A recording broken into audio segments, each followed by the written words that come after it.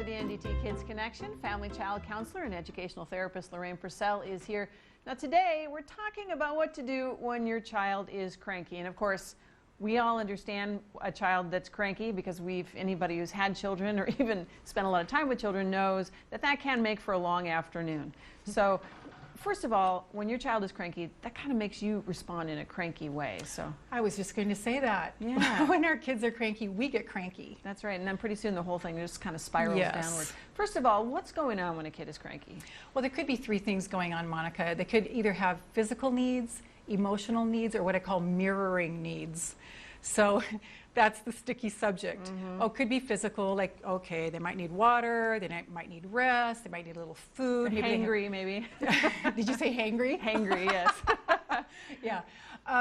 So tend to that first. Maybe that you've just been hauling them around too much, you've been pulling them out of their little groove too much, and they're just cranky because they don't have a voice. Sure, sure.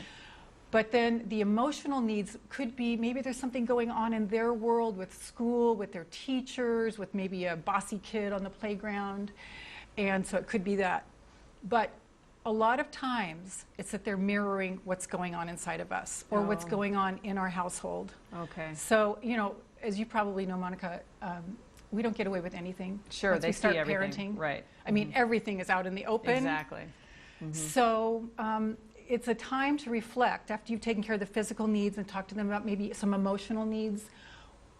Is there something going on in me? Is there some stress in the household? Am I stressed about a job change? Am I stressed about this? Am I afraid about something? Right. Are mom and dad mad at each other? Are mom and dad mad at each other? Are we fighting and arguing when we think the kids are asleep, but they're hearing it? Okay. So, sure, and that's, I can remember from my own childhood, that can be very upsetting. Let's back up just a little bit. Now, when we're talking about, you know, their emotional needs, like maybe something going on with them, if you ask a child, depending on their age, of course, if you ask a child, hey, is everything all right? They almost always say yes. So how do you get deeper? well, you might want to throw a couple bones at them. Like, do you feel sad? Do you feel happy? Some people use picture charts of, you know, this kind of face, this kind of face. But if you can really make that connection with your child, and that's what everything I do in my practice is all about, making actually a lifelong healthy bond with your child. So how do you connect with them so that they can start to just unpack that stuff? Because you know how it is when we have stuff going on with us, it's hard to just go, blah, this is it. We have to say it and then re-say it and then reiterate. It's kind of hard work. Yes, it is. It's hard to get down to what's really going on. Right. Okay, so that's something you just, maybe you don't just ask, hey, are you okay?